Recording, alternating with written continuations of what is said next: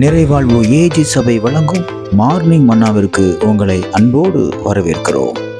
கர்த்தருடைய பரிசுத்த நாமம் மகிமைப்படுவதாக. இந்த நாளிலே உங்களை சந்திப்பதிலே மிகுந்த சந்தோஷம். எனக்கு அன்பான தேவனுடைய பிள்ளைகளே, உயிருக்கு உயிரா பழகினவங்க, உயிரா நேசிச்சவங்க எல்லாம் உங்களுக்கு துரோகம் பண்ணிட்டு இருக்கிறாங்களா?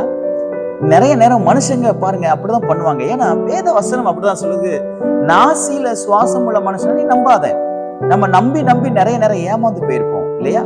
இன்னைக்கு அப்படிப்பட்ட ஒரு ஏமாற்றத்தோடு கூட ரொம்ப அவமானத்தோடு கூட நீங்க காணப்படுறீங்களா? இன்றைக்கு கர்த்தர் உங்களோட பேசுகிறார்.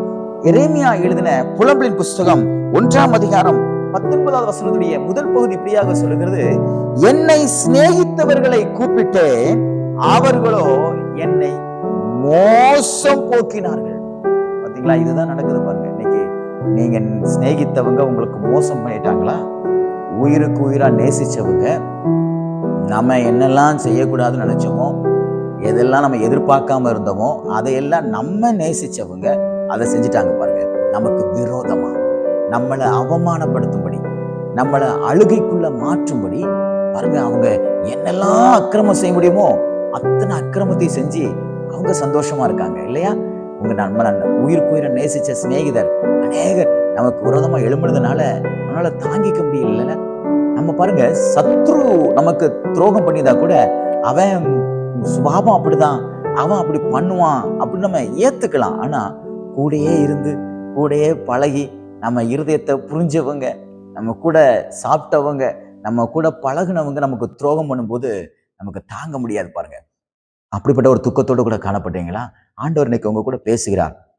அவங்கெல்லாம் கைவிடலாம், நீ உயிருக்கு உயிரா நேசித்த சிநேகிதர் உனக்கு துரோகம் பண்ணலாம், ஆனா நான் ஒரு நாளும் துரோகம் பண்ணவே மாட்டேன்.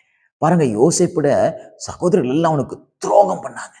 உயிருக்கு உயிரா நேசிச்சான். அண்ணே அண்ணே அண்ணேன்னு சுற்றி திரிஞ்சான். அந்த அண்ணன்மார்கள்லாம் சேர்ந்து இந்த யோசேப்புக்கு துரோகம் செஞ்சாங்க. இன்னைக்கு நீங்க நம்பினவங்க, நீங்க பின்னாடி போனவங்க, கைப்பிடிச்சவங்க, ஆமேன், உயிருக்கு உயிரா நேசிச்சவங்க, பல ஆயிரங்களையும் லட்சங்களையும் செலவு பண்ணவங்க, அவங்க எல்லாம் உங்களுக்கு துரோகம் பண்ணி இருதயம் உடைக்கப்பட்ட நிலைமையில் நீங்க காணப்படலாம்.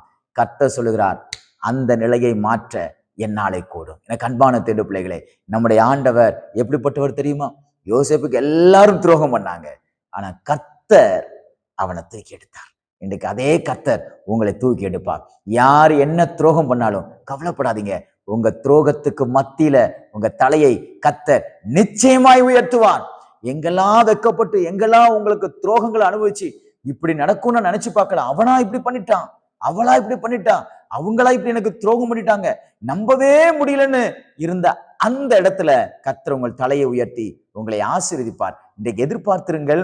எங்கெல்லாம் தலை குனிந்தீர்களோ, எங்கெல்லாம் துரோகத்தினால தலை குனிந்தீர்களோ, அந்த இடத்துல கர்த்தர் உங்களை மேன்மைப்படுத்தி ஆசீர்வதித்து பாதுகாப்பாராக. ஒரே ஒரு தெய்வம், அவர் நமக்கு துரோகம் பண்ணாதவர், இயேசு கிறிஸ்து ஒருவரே. அவரை பிடித்துக் கொள்ளுங்கள். இந்த நாள் உங்களுக்கு ஒரு ஆசீர்வாதமான நாளா இருப்பதாக. God bless you.